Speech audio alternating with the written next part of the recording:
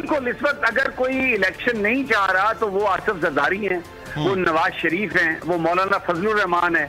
बाकी पूरी जो कौम है वो इलेक्शन चाह रही है, और इदारों के अंदर भी जो लोग हैं वो इलेक्शन चाहते हैं क्योंकि हुर्री अमल का हिस्सा है और ये कोई गैर जमहूरी काम नहीं है।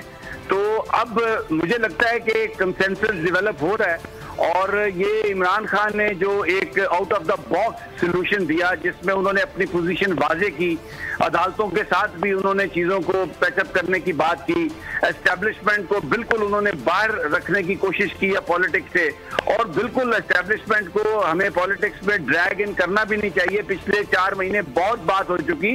ये हमारी लाइन ऑफ डिफेंस है पाकिस्तान की फौज, they are the only line of defence,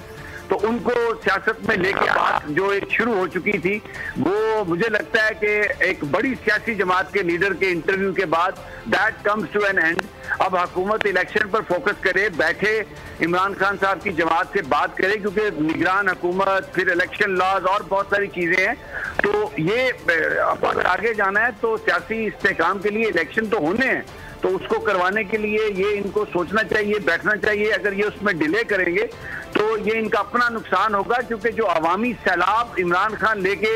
आने का फैसला कर चुके हैं, ये उस सैलाब के आगे खड़े नहीं हो सकेंगे, इनको भागने की जगह भी नहीं मिलेगी, फिर कहानी बिल्कुल और हो जाएगी। अभी अगर ये ऐलान करें बैठे तो फिर एक सियासी भरम भी रहेगा और ये भी फिर एक इनको इसका एडवांटेज आएगा कि ये सियासतदान है, सियासी अमल पर बिलीव करते हैं और ये इलेक्शन की तैयारी के लिए इन्होंने तो I think this is the better option, they should opt it, but let's see. अच्छा, मैं ये यहाँ से जहाँ से आपने ये छोड़ा है कि ये चीज़ें उनके लिए भी, और जैसे इमरान खान ने बड़ा एक